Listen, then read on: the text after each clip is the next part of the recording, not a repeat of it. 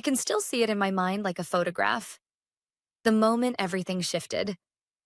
The air in the office was heavy with the smell of burnt coffee and printer toner. The hum of fluorescent lights above mixing with the faint echo of forklifts outside. I was leaning over my desk, reviewing the weekly logistics schedule, when my boss, Daniel Carter, stepped into my office without knocking. He had that thin smile he used when he wanted to remind people who was in charge. "Alice," he said slowly, like he was testing the word, "you'll regret it if you go against me." It wasn't the first time he'd tried intimidation, but this time there was something sharper in his voice, something final. I didn't flinch. I just nodded once. Understood. What I didn't say, what I kept behind a calm face, was that he'd already made a mistake big enough to bury him. I'd been at Carter Logistics for nearly 9 years. I started in scheduling, but over time I became the unofficial problem solver, the one who caught mistakes before they became disasters. In an industry where a late shipment could mean millions lost, that mattered. But Daniel never cared about that. He was more interested in corner offices, big contracts, and making sure every success had his name on it. People like me were there to make him look competent. That's why I noticed the email he didn't. It was a simple lease renewal notice for our largest distribution warehouse. The subject line was dull. Action required. Renewal deadline. I knew the building, 120,000 square feet of prime industrial space right off the highway, the hub for over 60% of our shipments. The renewal date was in 3 weeks. If it lapsed, the property could be leased to someone else immediately. Daniel had forwarded the email to operations with a note. "Handle this." Operations, of course, assumed he meant it was already handled, and that's how things got lost. I read the attached lease twice. My fingers drummed against the desk. If someone else secured that lease, Carter Logistics couldn't operate in the region without massive delays. Every major shipment, especially the one I'd heard him bragging about at the last executive meeting, a $20 million import deal, relied on that warehouse. And Daniel hadn't even set a reminder. For days, I wrestled with it. Part of me thought I should warn him. After all, my paycheck came from this company. But then I thought about the last time I'd brought him a problem. 3 months earlier, I'd flagged a routing error that would have delayed a contract delivery by 5 days. His response? A smirk and, "Alice, stick to your lane. I've got experts for that." He didn't have experts. He had people who feared him too much to argue. That night, I stayed late, pretending to be working on freight schedules. The warehouse manager was on shift, and we got to talking. Casually, I asked if he'd heard anything about the lease. He hadn't. And the property owner had been trying to get someone from Carter's office to respond. That was when I knew. If Daniel didn't respect my voice, maybe he'd hear me in another way, one he couldn't ignore. I called my brother-in-law, Mark, a commercial real estate agent who owed me a favor. I told him I needed information, fast. Within 24 hours, I had the full terms for the warehouse lease. The renewal window was open, but closing in less than 2 weeks. It wasn't cheap, but it wasn't impossible. The security deposit was steep, but I had savings. The kind I'd been building quietly for years, the kind Daniel assumed I didn't have because, in his mind, I was just another replaceable cog. Mark's voice was steady over the phone. "If you want it, we can have the papers drawn up tomorrow. But once you sign, it's yours. Full control." I didn't hesitate. "Do it." The morning Daniel gave me that smirk and told me I'd regret going against him was the same morning the lease documents were delivered to my inbox.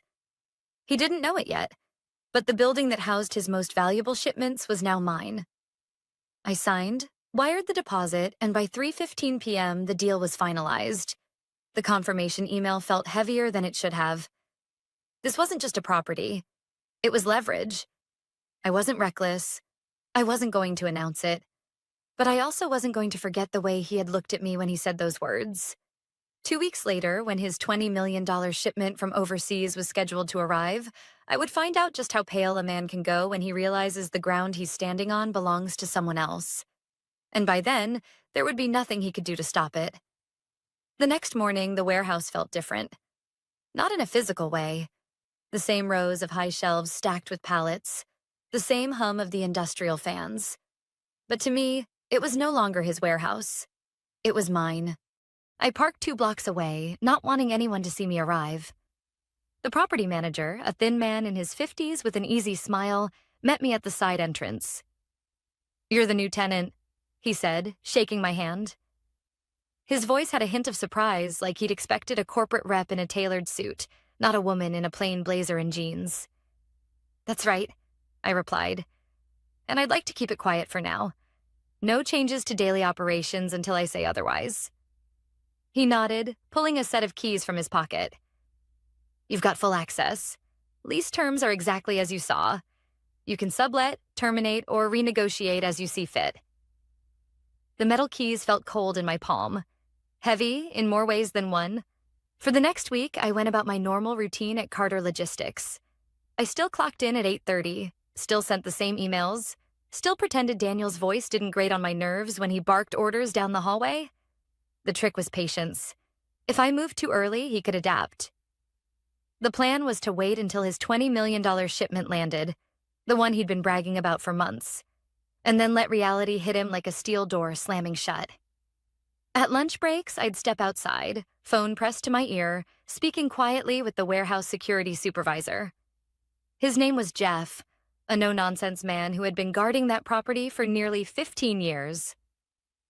"I'll follow whatever instructions you give me," Jeff said on our first call. "But you sure you want to play it this way? Daniel's the type to make trouble." I smiled faintly, even though he couldn't see it. "That's the beauty of it, Jeff. I'm not making trouble. I'm just enforcing my rights as the legal tenant."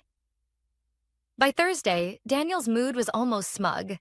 He strode into the office that morning with a cup of coffee from the overpriced cafe downtown, chatting loudly on his phone about streamlined operations and a new era for the company. I caught snippets of his conversation with the operations manager.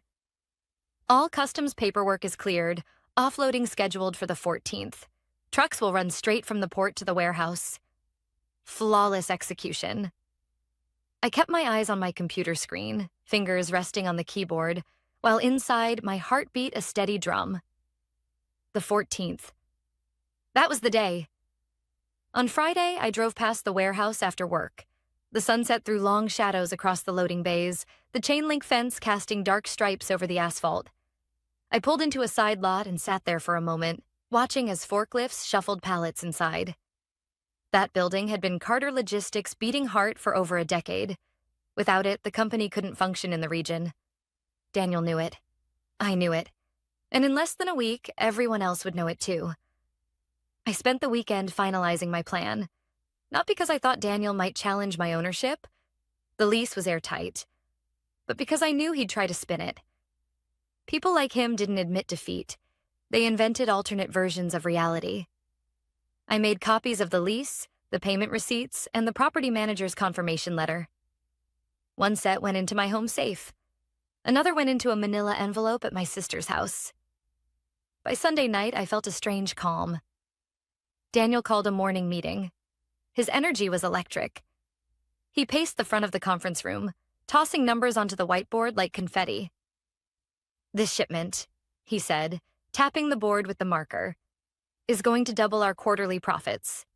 This is the big one, people. Every truck, every driver, every warehouse hand, all hands on deck." There was applause. A couple of the managers exchanged grins. I kept mine small, careful, just enough to look like I was part of the enthusiasm. Inside, I was counting down hours. That afternoon, Jeff called me. "Just so you know," he said, "Daniel sent a junior manager over here today to walk through the warehouse. I told him access was restricted without your written authorization." I could almost hear the pause in Daniel's day when that message got back to him. But he wouldn't panic yet. Not until the trucks rolled up and he couldn't get inside. "Good," I told Jeff. "Hold your ground." The office was buzzing. Schedules printed, driver assignments posted, everyone preparing for the massive offload. Daniel was in rare form, shaking hands, slapping backs, telling anyone who'd listen about decisive leadership. I kept my head down, double-checking invoices in the system I knew he wouldn't be able to process by tomorrow afternoon. That night, I didn't sleep much. I lay in bed staring at the ceiling, running through every possible reaction Daniel might have. Denial, rage, bargaining. What I didn't imagine was him walking away quietly. That wasn't who he was. But tomorrow, when the trucks pulled in and Jeff met him at the gate, it wouldn't matter. The papers in my name would speak louder than anything he could say. The morning of the shipment, the air felt different. The sky was still pale with dawn, and the streets around the port were already alive with rumbling engines and the hiss of air brakes. I parked 2 blocks away from the warehouse again, sipping lukewarm coffee from a paper cup. My phone buzzed. It was Jeff, the warehouse security supervisor. "They're here," he said simply. By 8:30 a.m., the convoy of trucks had pulled into the access road, 20 of them, each carrying containers packed with goods worth more than I'd make in a lifetime. This was Daniel's crown jewel, the $20 million shipment he'd been bragging about for months. I could almost picture his face, smug and confident, walking up to the gate expecting it to swing open like it always had. But it didn't. From my spot down the street, I could see Jeff standing at the gatehouse, arms crossed, the morning sun glinting off his sunglasses. Daniel was in his tailored navy suit, phone in one hand, gesturing sharply with the other. I couldn't hear them, but I didn't need to. Jeff had told me exactly what he'd say if Daniel tried to get in without authorization. Access restricted. Property is under new tenancy. Please contact the leaseholder. Daniel's body language changed fast. The confident stride turned into a stiff stance, shoulders squared, jaw tight. He waved his phone toward Jeff, no doubt showing him some email or company ID. Jeff didn't move. He just shook his head slowly. At 8:47, my phone rang. The caller ID read, "Daniel Carter." I let it buzz twice before answering. "Alice," he barked, skipping any greeting. "Why is my shipment being blocked at the warehouse?" I kept my voice level. "It's not your warehouse." There was a pause, like he hadn't processed the words. "What the hell are you talking about?" "The lease wasn't renewed," I said evenly. "It became available. I secured it 2 weeks ago." His voice sharpened, almost a hiss. "You... what? That's theft. It's perfectly legal." I cut in. "I'm the registered tenant. I have the paperwork and payment receipts to prove it. Security has been instructed to deny entry to unauthorized personnel." "You've lost your mind," he snapped. "You can't run a facility like that. You think you can hold my shipment hostage? I'll have you in court before lunch." I didn't raise my voice. "Then I suggest you speak to your lawyers before the goods spoil." By 9:15, the tension had spilled into the office. Phones were ringing nonstop, the operations manager pacing like a man on hot coals. Word traveled fast. The convoy was stuck at the gate, drivers on the clock, port schedules being thrown into chaos. I walked into the office like it was any other day, a folder tucked under my arm. People looked up as I passed, their conversations dropping mid-sentence. Daniel wasn't at his desk. He was still at the warehouse trying to force his way in. At 10 a.m., I emailed the board of directors. Subject line, urgent, warehouse leaseholder update. I kept it short, attaching a scanned copy of the signed lease, the payment confirmation, and a notarized statement from the property manager. The body of the email simply read, "For clarity, the warehouse in question is under my legal tenancy. All access decisions are in accordance with the signed lease agreement. I have informed Mr. Carter of this on multiple occasions. Please advise on next steps." I hit send, sat back in my chair, and let the silence hang. Around 11:30, Daniel stormed into the office. His tie was loosened, his face pale under the fluorescent lights. He slammed his door so hard the glass rattled. 2 minutes later, his assistant appeared at my desk. Her voice was low, urgent. "He wants you in his office. Now." I walked in without knocking. Daniel was standing behind his desk, both palms pressed into the surface. "You think you've won something here?" he said, his voice low and shaking. "You're playing with people's livelihoods." I said slowly, "I've taken control of a situation you neglected." If you'd read the renewal notice, we wouldn't be here. He pointed a finger at me. This isn't over. I will bury you for this. I met his eyes. You already tried burying me. This is me digging out. By mid-afternoon, the board had responded. A short, clipped email. We will review the situation. Please refrain from further escalation until counsel is consulted. But the damage was done. The shipment was stuck. The drivers were racking up fees. The company was bleeding money by the hour. And I knew Daniel. He wouldn't just be worried about the logistics. He'd be terrified about how this looked to the board. By sunrise the next day, the street outside the warehouse looked like a parking lot. Drivers leaned against bumpers, coffee steaming in the cold air, radios chattering about layovers and penalties. Jeff texted me a photo of the line. 18 rigs staged tight to the curb, 2 still circling the block. At 7:12 a.m., my phone rang. Unknown number. Alice Harris? A crisp voice asked. This is Officer Neal with the Port Authority Police. We've received a complaint alleging unlawful interference with commerce at the Hanover Street facility. There it was. Daniel's influence, quick and sharp. I'm the tenant of record, I said. Lease executed 2 weeks ago, no interference. I'm controlling access to my property. We'll need to see documentation, he replied. Happy to show you, I said. I'll meet you at the gate in 20 minutes. I pulled on a plain black blazer and drove the same quiet route I'd been taking all week. The city felt muted. Low cloud ceiling, a gull skimming the river. I parked 2 blocks away again and walked the rest on foot, paperwork in a file folder tucked under my arm. At the gate, 2 PAPD officers stood by Jeff's booth. Daniel was there too. Tie perfect, eyes bright with a confidence that said he thought he'd finally found leverage. He nodded to the officers as if they worked for him. Morning, I said to the officers, not looking at Daniel. Here are the documents. I handed over the signed lease, the wire confirmation, the insurance certificates, and the property manager's letter acknowledging delivery of keys. Officer Neal studied the papers, his partner flipping pages, lips moving silently. Neal glanced at Daniel. Mr. Carter, you said your company leases this property. Daniel's jaw flexed. We did. For 10 years. Her lease, he swung a hand toward me, is a stunt. She's an employee acting against her employer. Neal kept his eyes on the documents. That's a labor matter. We're here about property and access. He turned a page, then another. Everything appears in order, Ms. Harris. Daniel's voice dropped into a hiss he thought the officers couldn't hear. You realize you can't operate a warehouse, right? You don't have staff, certifications. I don't need to operate it to control entry, I said evenly. But if you'd like access, we can execute a short-term sublease with standard rates and indemnities. For a heartbeat, his face went still. Pride versus pragmatism. He picked pride. Not a chance, he said. I'm not paying you to enter a building I've paid for a decade. Then you're welcome to petition the court, I replied.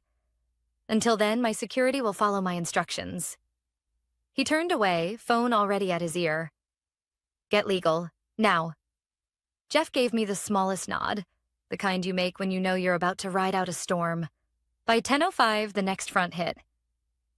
A white SUV rolled up with city inspections stenciled on the door. 2 inspectors stepped out, one with a clipboard, the other with a small case. Complaint of safety deficiencies, the lead inspector said. We'll need to do a walkthrough. Daniel leaned in, smooth as oil. Thank you for coming. We've had concerns for months. I didn't bite. Of course, I said to the inspector. I'm the tenant. I'll accompany you. Jeff keyed us in. The warehouse smelled like dust and cold metal. We walked the perimeter, eyewash stations, emergency exits, sprinkler risers, while forklifts sat silent like sleeping animals. The inspector's flashlight beams skimmed caged ladders and exit signage. Exit sign bulb out by dock 3, he said to his partner. Click. Eyewash tag expired last quarter. Click. Spill kit needs replenishment. He looked at me. Minor issues. Correct today. Send photographic proof. No citation. I nodded. We'll fix them by noon. Outside, Daniel tried to read the inspector's face. He didn't find what he wanted. The SUV pulled away. I called a mobile safety vendor and had replacement bulbs, eye wash cartridges, and spill kits delivered within an hour. Jeff installed the bulb himself while I knelt on the concrete swapping the eye wash canister, fingers numb from the cold water. We took photos with timestamps and emailed them in. The inspector replied 2 minutes later. Received. No further action. At 11:31, a courier appeared at my gate with a thick envelope addressed to me. Carter Logistics, Inc. v. Alice Harris. Emergency motion for a temporary restraining order. Of course. I scanned quickly. The motion argued I'd misappropriated proprietary information, interfered with business relations, and acted in bad faith. There was a hearing set for 2 p.m. Judge Morales, Department 24. I texted my attorney, Priya, TRO at 2 p.m., sending PDFS now.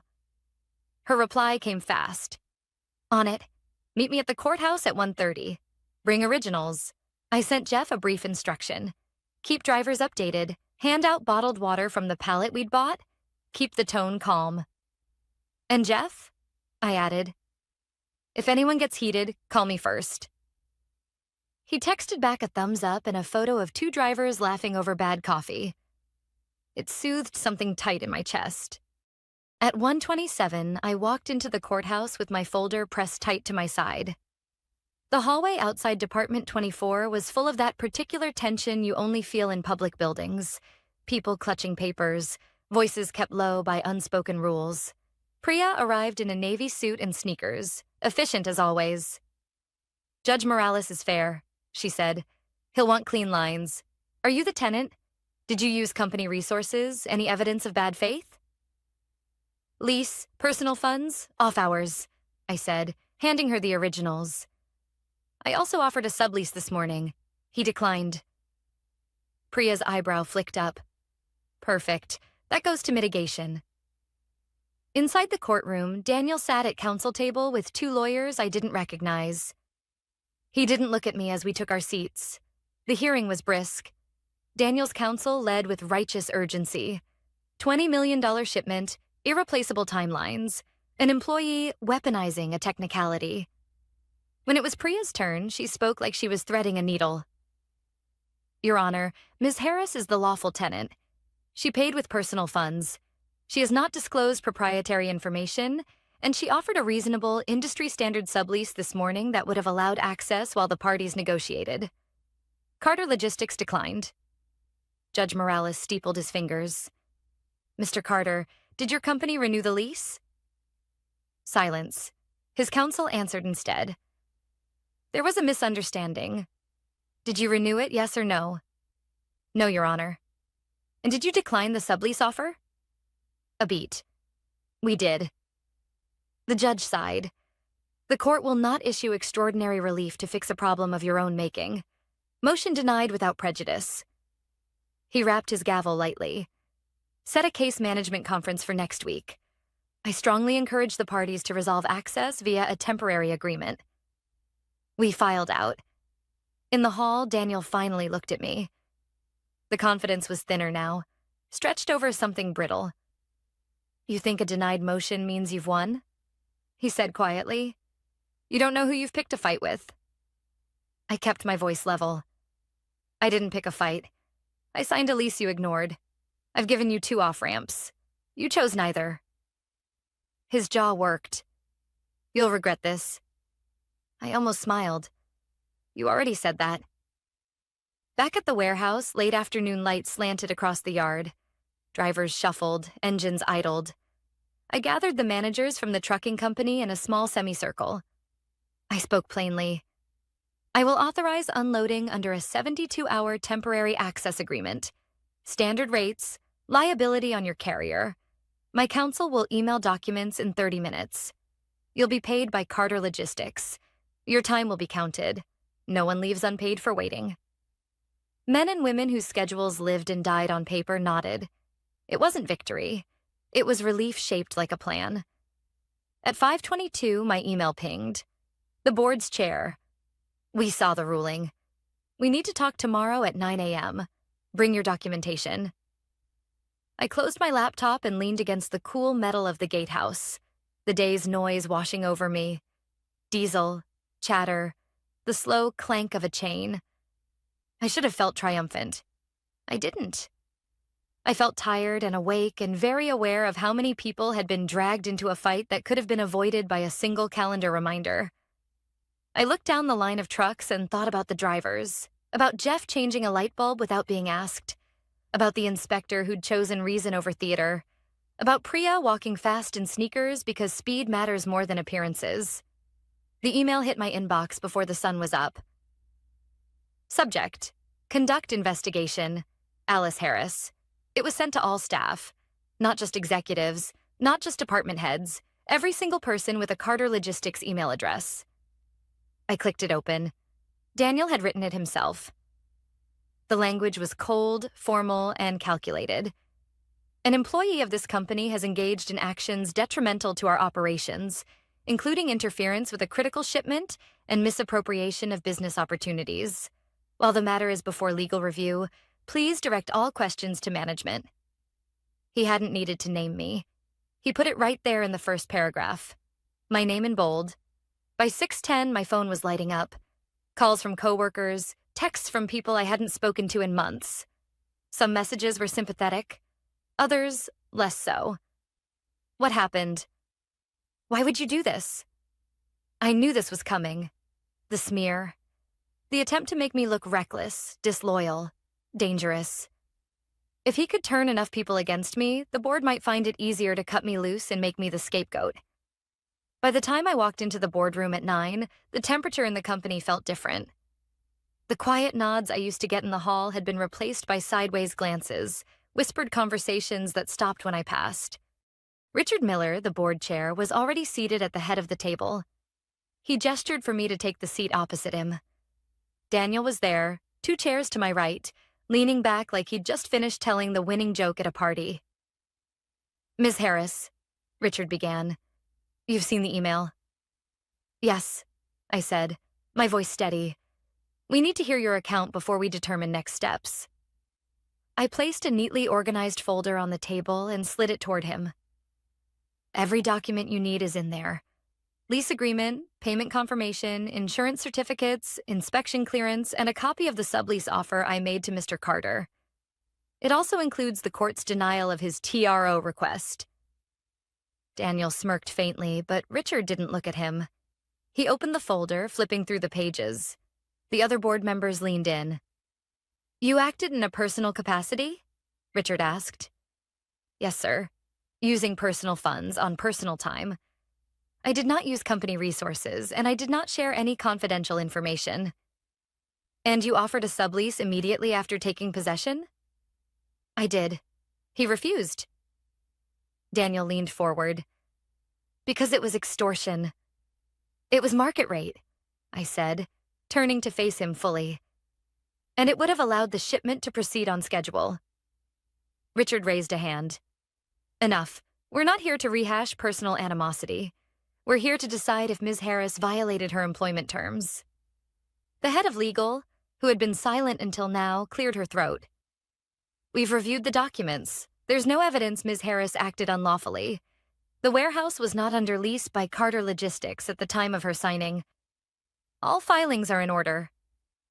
A low murmur went around the table. Daniel's jaw tightened. Richard sat back, steepling his fingers. Then the question becomes, is it in the company's best interest to continue under the current leadership structure? For the first time, Daniel's confidence cracked. This is absurd.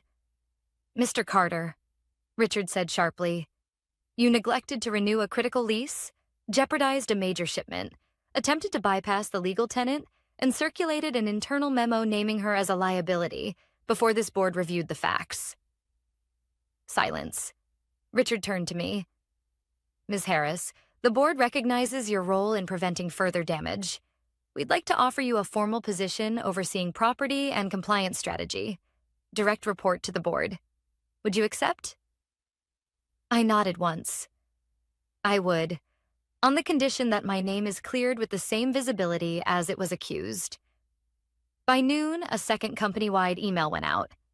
Subject: clarification regarding warehouse lease.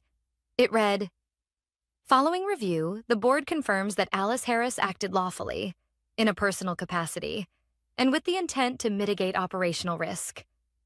She will be assuming the role of Director of Property and Compliance Strategy, reporting directly to the board. We thank her for her diligence and professionalism." The replies started almost instantly. "Congrats," from some. Didn't see that coming from others. The tone in the office shifted again. Daniel's departure wasn't dramatic. No shouting, no thrown objects. Just a closed-door meeting in the afternoon, followed by him walking out with a cardboard box, sunglasses on despite the cloudy sky. I didn't watch him go. I was in my new office, a modest space on the top floor, signing the final agreement for the temporary sublease so the drivers could unload the shipment. The warehouse gates swung open the next morning at 8 o'clock sharp. Jeff sent me a photo of the first container being rolled inside. A simple caption, "Back in business." A week later, Richard stopped by my office. He set down 2 coffees and leaned against the doorframe. "You handled yourself well," he said. "Better than some of us expected." I smiled faintly. I didn't set out to win. I just refused to lose on someone else's terms. He nodded. Sometimes that's all it takes to change the game. I never saw Daniel again. I heard he took a job with a smaller competitor out west. Maybe he learned from what happened. Maybe not. That wasn't my concern anymore. What mattered was that I had a seat at the table now. And not because someone gave it to me out of pity or politics, but because I earned it. The lesson? In business, people like Daniel count on silence. They count on you accepting the scraps you're given. But sometimes the smallest overlooked detail, a date on a lease, a clause in a contract, can be the lever that moves everything. And when you find that lever, you don't just hold it. You use it.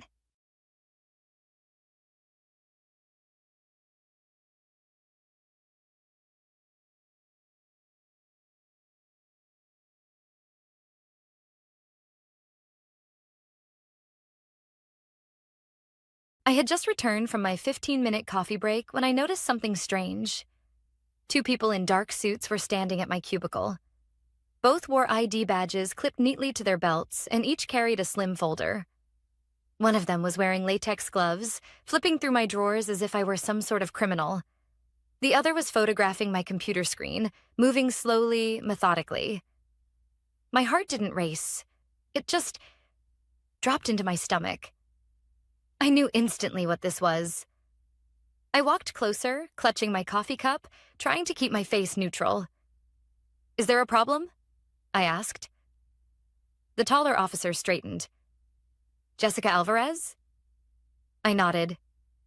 "We're conducting a compliance inspection," he said, in that rehearsed tone people use when they've said the same line 100 times before.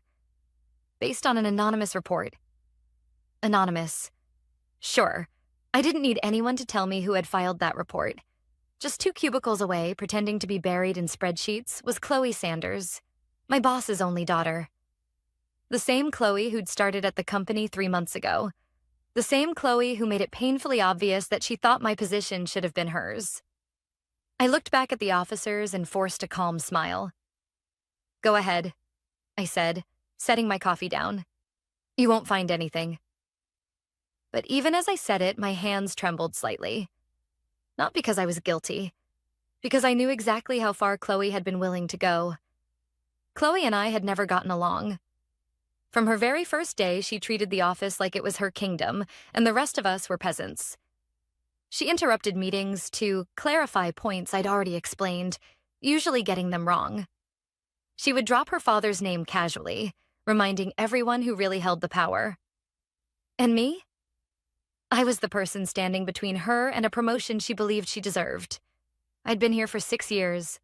I knew the clients, the regulations, the systems. My work wasn't flashy, but it was solid. Which is exactly why she hated me. Because you can't outshine someone who doesn't need to shine in the first place. The officers kept working in silence. They opened file folders, flipped through reports, checked my desktop. Every now and then, they exchanged glances. That wordless kind of communication that makes everyone around them nervous. I crossed my arms and stayed quiet. Inside, though, my thoughts were racing. This is it. She's finally done it. Chloe's managed to convince them I'm a liability. Months of whispers, fake concern, accidental mistakes pinned on me. She's been building this moment. I stole a glance in her direction. She was pretending to highlight cells on a spreadsheet, but her eyes kept flicking up, watching. She wasn't even trying to hide it. I should have been angry. I should have felt humiliated, standing there while strangers rifled through my things. But instead, I felt something different. A strange kind of calm. Because Chloe had no idea what she was about to walk into. Before I tell you what happened next, could you take a quick second to drop a comment and tell me where you're listening from? I love seeing how far these stories travel. And if you haven't already, please subscribe and hit the bell, because this story only gets wilder from here. The shorter officer pulled open my bottom drawer. He sifted past notebooks, pens, and a few personal items. Then his gloved hand froze. He pulled out a leather-bound folder, flipped it open, and frowned. "Jessica," he said slowly. "What's this?" I glanced down at the file in his hands. My chest tightened. It wasn't mine. At least, it hadn't been yesterday. Inside were printed emails, notes scribbled in handwriting that wasn't mine, even screenshots of supposed mistakes. Mistakes that looked suspiciously like the ones Chloe had whispered about in the past weeks. I felt my throat go dry, but I forced myself to breathe evenly. "That's not my file," I said. The taller officer's eyebrows lifted. "It was in your drawer." I looked straight at him. "And yet it doesn't belong to me." Behind me, I heard the faintest sound, the squeak of Chloe's chair as she shifted, trying to see. For a moment, the break room chatter, the ringing phones, the tapping keyboards around me all seemed to fade. It was just me, the officers, and the folder that could ruin my career. But then something happened that shifted everything. The officer kept flipping through the pages, his expression darkening. He showed a page to his partner. They whispered quickly, then glanced at me with an unreadable look. "Miss Alvarez," the shorter one said finally, "we need to speak with you in private." I nodded, steady as stone. Of course. Because if they looked closely enough, they'd see the truth. And when they did, Chloe's plan would collapse before her eyes. The compliance officers led me down the hall to one of the small, glass-walled conference rooms. My coworkers' eyes followed me as we walked past, whispering behind hands, pretending to look busy. I could practically hear the story spreading. Jessica's under investigation. Compliance caught her red-handed. Inside the room, they closed the blinds, sat across from me, and placed the folder on the table like it was evidence in a trial. The taller officer cleared his throat. "Jessica, as part of this inspection, we're obligated to review any documents found at your workstation. Can you explain the origin of this file?" I leaned back in my chair, forcing myself to stay calm. "I've never seen that folder before today." He raised an eyebrow. "It was found in your desk drawer." "I believe you," I said evenly, "but that doesn't make it mine." The shorter officer flipped open the folder. These appear to be records of errors, policy violations, and misconduct. The notes are dated, signed with initials, and include supporting documents. For example, he pulled out a page. An email to a client where you allegedly provided incorrect policy terms. I felt my stomach tighten. I remembered that email. Except, I had caught the mistake before it went out. I'd rewritten it and resent it within 10 minutes. The incorrect version had never left my drafts. I looked the officer straight in the eye. "That's not the final email. That's a screenshot of an unsent draft." The two men exchanged a look. For weeks, I'd sensed Chloe circling. The accidental bumps into my desk when she passed by. The casual remarks she made about my bad memory in meetings. The way she'd hover whenever I was typing, like she was waiting for me to slip. And now, here it was. Her big move. A fabricated dossier of my supposed incompetence. Except Chloe had made one mistake. She thought I didn't know how closely she'd been watching me, but I had been watching her too. The officers asked me to walk them through the documents, page by page. There were screenshots of spreadsheets with errors circled in red, but the version in the folder wasn't the final version. The corrected file was still sitting on the company's shared drive with my digital signature and timestamp. There were printouts of emails with typos or wrong dates, but every one of those had a follow-up correction, also time-stamped, also logged. And then there were handwritten notes, pages and pages of them. They described me as habitually late, unprofessional in tone, and potentially reckless with client data. The handwriting was neat, feminine, loopy, like a teenager's journal. Not mine. I pointed to the notes. "Do you have handwriting samples on file?" The taller officer gave me a measured look. "Why?" "Because anyone who's worked here longer than a week knows I print in block capitals. Always. It's in my HR file. That's not my writing." He scribbled a note to himself. After nearly an hour, they leaned back in their chairs. The shorter officer tapped the folder. "Jessica, do you have any idea who might want to create this kind of documentation about you?" I hesitated, just long enough to make it look like I was reluctant. Then I sighed. "I don't want to make accusations without proof, but Chloe Sanders has expressed interest in my position. She also has access to my desk. Everyone does. The drawers don't lock." They didn't respond right away, but I could tell by the way they exchanged glances that the name wasn't unfamiliar. Back at my cubicle, Chloe was waiting. She wasn't looking at me directly, but I could feel the smug satisfaction radiating off her. She was certain she'd won. I sat down, turned on my monitor, and acted like nothing had happened. Inside, though, I was thinking 3 steps ahead, because Chloe had underestimated me. She thought I was the type who'd panic, deny, maybe even lash out. But the truth was, I'd been documenting things too. Not fake mistakes, not fabricated notes, but subtle details, real events, the kind of things people overlook until it's too late. The officers might not know it yet, but they were sitting on the edge of something much bigger than a few forged emails. That evening, as I packed up to leave, Chloe passed by my desk. She stopped, leaned against the partition, and whispered so no one else could hear. "Rough day, Jessica?" I looked up slowly. "Not as rough as yours will be." Her smile faltered for half a second, but she quickly recovered. "You'll see. People always find out who's really pulling the strings." "Yeah," I said softly. "They do." When I got home, I opened my laptop and reviewed my own records. I hadn't planned it this way, but over the past year, I'd built an archive. Not of mistakes, but of conversations, client feedback, performance reviews, and casual notes that painted a very different picture than the one Chloe was trying to sell. And tucked among those files was something I hadn't needed until now. Proof of Chloe's meddling, because 3 weeks earlier, I'd caught her in my inbox. She'd accidentally sent a client draft under my name, riddled with errors. But the IT logs had captured her login session. I'd saved the screenshot. Quietly. Just in case.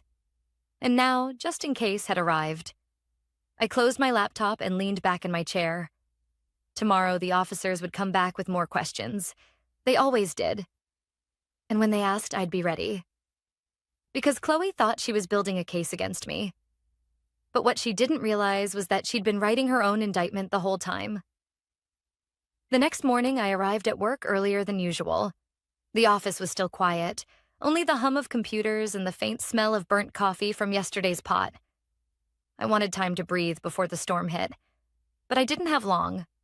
At 9:12 sharp, the compliance officers returned. They stopped at my cubicle first. "Jessica, do you have a moment?" My coworkers looked up, curious. Some exchanged glances. Others kept their eyes down, pretending not to notice. I grabbed my notepad and followed the officers back to the same glass conference room as yesterday. This time, there was another person waiting inside. Mr. Harrison, our department manager. His jaw was tight, his hands folded on the table. He looked like he hadn't slept. The taller officer began, "Jessica, thank you for your cooperation yesterday. We've been reviewing the documentation. Some things don't quite add up. We'd like to clarify a few details." He slid a page across the table, the email screenshot Chloe had planted. "We checked the client records," the shorter officer said. "As you mentioned, the draft was never sent. The final version was clean. However, this printout clearly came from within the system."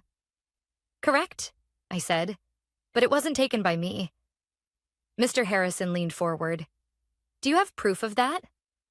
I opened my notepad, flipped to the page where I'd written dates and times, and slid it back across the table.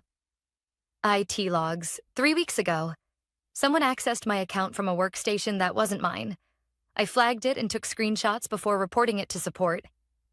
The officers studied the page. Mr. Harrison frowned. "Who?" I didn't answer right away. My pen tapped lightly against the table. "You'll see the username in the log," I said finally. It wasn't mine. I didn't have to say the name.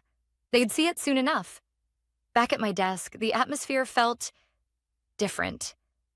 Conversations quieted when I walked past. People avoided eye contact. By noon, I understood why. "Jessica," my coworker Maria whispered when she caught me in the hallway. "I need to tell you something. Chloe's been talking." I stiffened. "Talking about what?"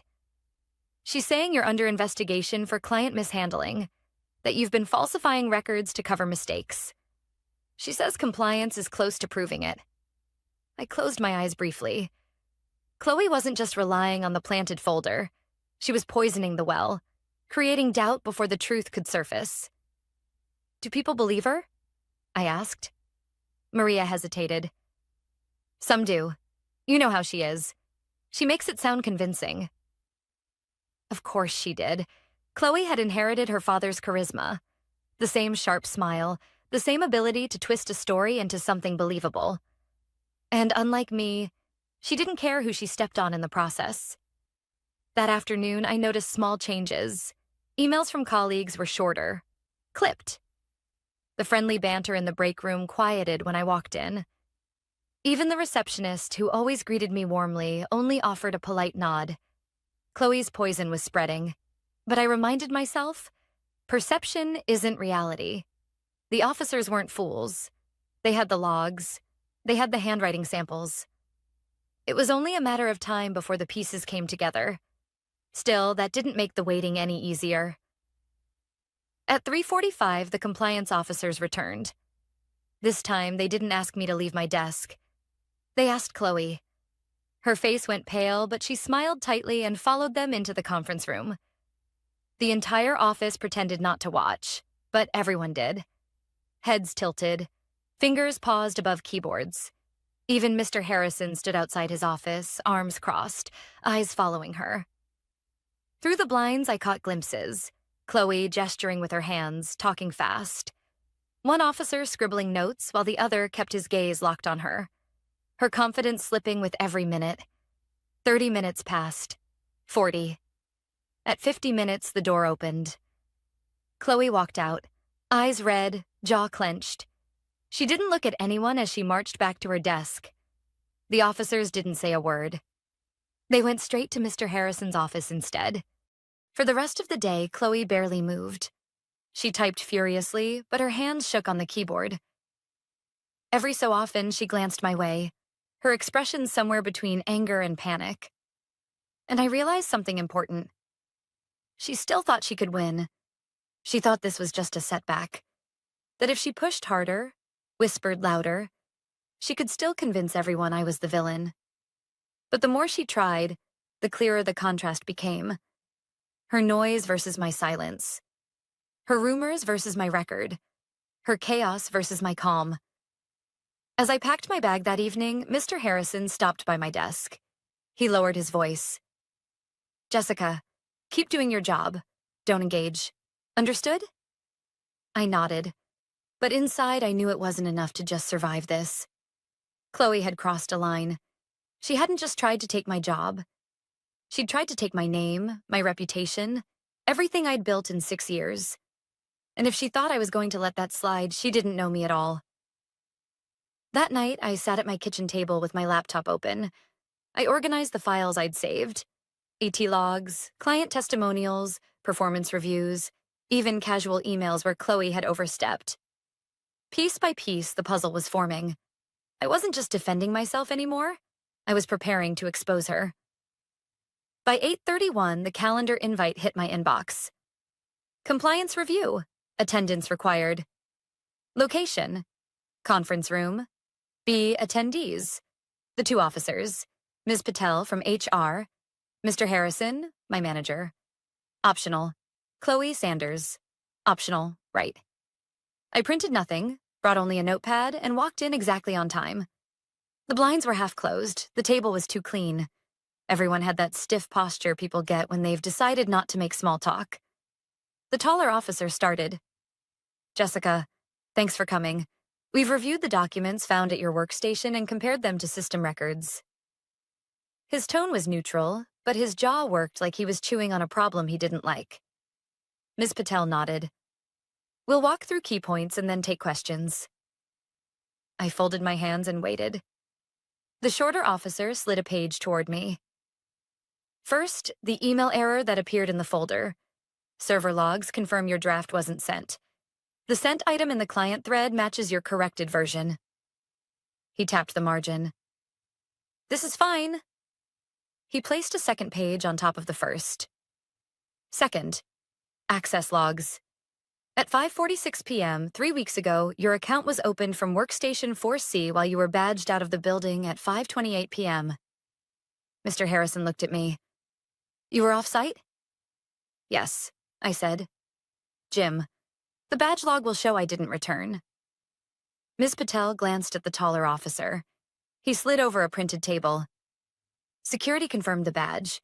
We also pulled camera stills from 5:44 to 5:49 p.m. He turned the page around so I could see. The grainy frame showed my row of cubicles, a figure in a camel coat. Head down, hands in my drawer. Even in low resolution, the profile was unmistakable. Chloe's eyes flicked to the photo and away again. That's not... You can't tell who that is. The shorter officer didn't argue. He placed a new sheet on the stack. Third, print server logs. The hard copies in the folder were produced on Konica Minolta 2E at 6:02 p.m. same day. Job owner, C. Sanders. Silence swallowed the room. Even the air vent sounded loud. Chloe let out a breathy laugh. We all print under shared queues.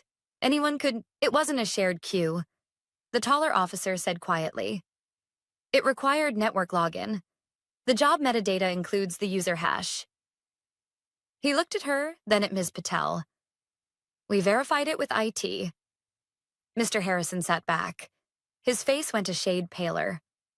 Where was Mr. Sanders looped in on this? He asked, voice careful. He's Chloe's father and her skip level. Ms. Patel's expression didn't move. He was copied on the initial anonymous complaint. He has been recused as of this morning. That should have happened at the outset. She didn't look at Chloe when she said it. She didn't need to. I kept breathing. Steady in, steady out. I could feel the weight shifting in the room like a table finally settling on 4 legs. The shorter officer continued. We also compared the handwritten notes in the folder to samples from personnel files. They don't match yours. They do, however, match a training form initialed by Ms. Sanders during onboarding. The slant, the looped G's, the open A's. I was documenting concerns. Chloe cut in, voice sharp. Whistleblowing is encouraged here, right? Or do we punish people for caring about standards? Ms. Patel folded her hands. Whistleblowing is protected. Fabrication is not. Chloe's jaw twitched. I didn't fabricate anything. She's sloppy. Everyone knows it. Mr. Harrison looked at me, then back at Chloe. We don't know that. I opened my notepad and slid a single-color printout toward the officers. There's one more thing. My voice surprised me with how calm it sounded. 3 weeks ago, There was a client draft sent under my name with multiple errors. I caught it and resubmitted. IT traced the origination to CSANDERS on workstation 5B during my lunch hour. I reported it to support but asked them not to escalate unless it became a pattern. The taller officer scanned the printout, then pulled a second copy from his folder like he'd already been there. We have this. Thank you, Chloe gripped the edge of the table. You can't prove intent. People ask to help all the time. I was helping. Jessica leaves things half done. Intent is precisely what we're establishing, Ms. Patel said, still calm. We're also establishing process failures, including the lack of early recusal for your father. Chloe's head snapped toward her. He did nothing wrong. Ms. Patel didn't blink.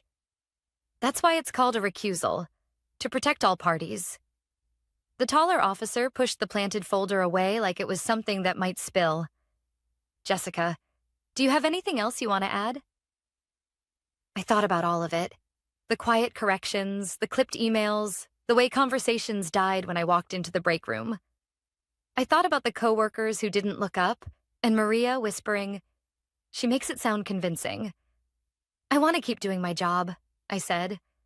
I want my name to mean the same thing it meant last month. No one spoke for several seconds. Then Ms. Patel closed her notebook. Here's what happens next. Jessica, you'll return to your full duties. We'll remove any flags or holds on your accounts. Chloe, you are placed on administrative leave with pay effective immediately while we complete our review. You are not to access company systems or premises without HR approval. Chloe's mouth fell open. You're suspending me? Based on a printer log? Based on a fuzzy photo? We're suspending you based on a pattern, Ms. Patel said. The documents, the access logs, the timing, and the conflict of interest concerns. We need to do this properly. Chloe turned to Mr. Harrison like he might pull a lever and change the floor under my chair. Say something. He looked tired, older. Compliance is running this. I'm staying out of it, like I should have from the start.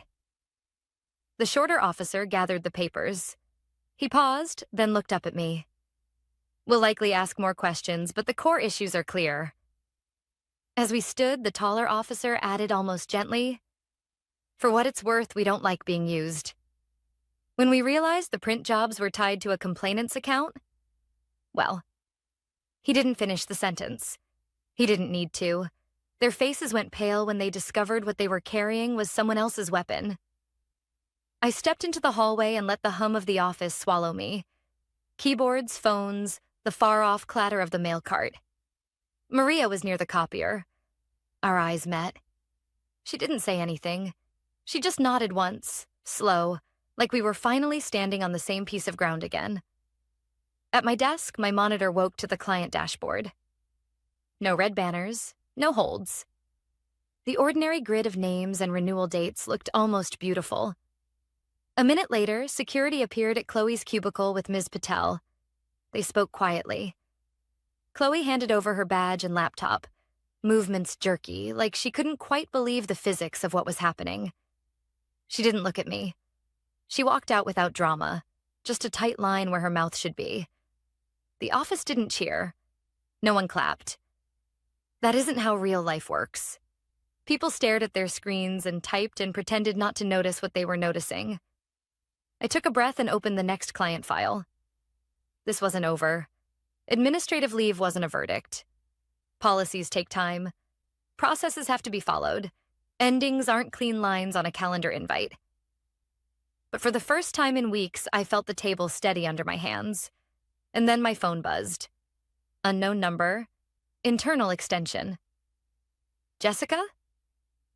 The voice was firm, unfamiliar. This is Elaine Mercer, Director of Compliance. I'd like to meet with you privately this afternoon. There's something you should see. It concerns Mr. Sanders. I stared at the receiver, the cursor blinking on my screen. Of course there was more.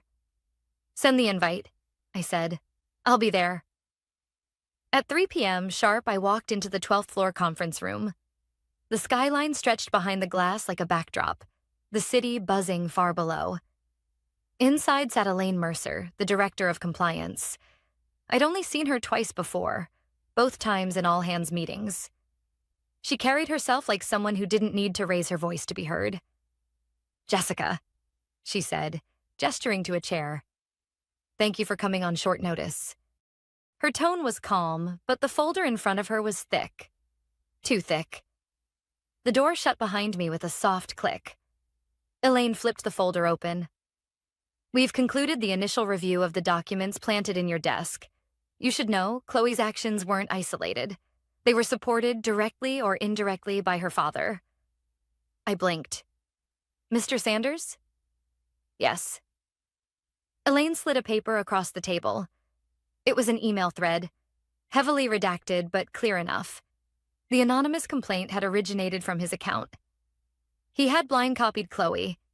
He had coached her on phrasing, even suggested attaching the evidence she had compiled. I felt my stomach twist. So the anonymous report wasn't anonymous at all. Elaine nodded. "Exactly. Normally, we encourage employees to raise concerns, but anonymity doesn't mean immunity. Using the process to settle personal scores, that's an abuse of the system." I stared at the page. 6 years I'd worked here. 6 years of clean reviews, loyal clients, late nights making sure nothing slipped through. And my boss had decided his daughter's ambition mattered more than my career. Elaine continued. "Here's what happens next. Chloe remains on administrative leave while HR completes a formal review. Her father has been placed on interim suspension pending the outcome. Compliance will recommend escalation to the board." I exhaled slowly, barely believing what I was hearing. She leaned forward. "Jessica, your record is clear, more than clear. Client satisfaction scores, system logs, peer feedback, everything points to consistent professional performance. You are not under investigation. Do you understand?" For the first time in days, my chest loosened. "Yes," I said quietly. "Good. Now I need to ask you something." She closed the folder and placed both hands on it. "What do you want moving forward?" The question caught me off guard. What did I want? My first instinct was simple: to keep my job, to go back to my desk, to my routine, to the safety of normal. But normal was gone. Chloe had made sure of that. "I want my work to speak for itself," I said finally. "And I don't want to look over my shoulder wondering who's waiting to sabotage me next." Elaine studied me for a moment. Then she nodded. "Fair." Back at my desk, the office felt different. People weren't avoiding me anymore. Maria stopped by with a smile that looked more like an apology. Daniel from finance dropped off a file and lingered, asking how I was holding up. The tide had shifted. Chloe's cubicle was empty, her chair pushed in neatly. Her father's office, the corner one with the view, sat dark. For the first time in weeks, I allowed myself to breathe. 2 weeks later, the official announcement went out. Effective immediately, Mr. Sanders has stepped down as department head. Chloe Sanders is no longer employed with the company. The email was short, clinical. But the shockwave rippled through every floor. People whispered in break rooms, speculating about what had really happened. I didn't add to the rumors. I didn't need to. Because the truth was already in the files, in the logs, in the handwriting that wasn't mine. That Friday, Mr. Harrison called me into his office. He looked tired, older than I remembered, but his voice was steady. "Jessica, I owe you an apology," he said. "I should have protected you sooner. I should have questioned what was happening instead of letting it play out. I let politics cloud my judgment." I didn't say anything. Sometimes silence is the only honest answer. He cleared his throat. "The board approved my recommendation. Effective Monday, you'll be promoted to senior account manager, full control of the client portfolio." I blinked. "You're serious?" He nodded. "You earned it long ago. This company needs people who build trust, not tear it down." That evening, I sat at my kitchen table, the promotion letter in front of me. The city lights shimmered outside my window. I thought about everything. Chloe's whispers, her smug smile, The way she'd leaned against my cubicle with that false confidence. I thought about her father, about the way he'd chosen blood over fairness. And I thought about the compliance officers' faces when the truth surfaced. They hadn't just discovered planted evidence. They'd discovered what envy looks like when it curdles into sabotage. Here's the part no one tells you. Revenge in real life doesn't look like fireworks. It doesn't look like public humiliation or dramatic speeches. It looks like a folder closed quietly on a conference room table. It looks like an empty cubicle on Monday morning. It looks like people realizing, slowly, who you really were all along. I still walk past Chloe's old desk every day. It stays empty, waiting for a new hire. But for me, it's a reminder that no matter how carefully someone plots against you, the truth leaves a trail.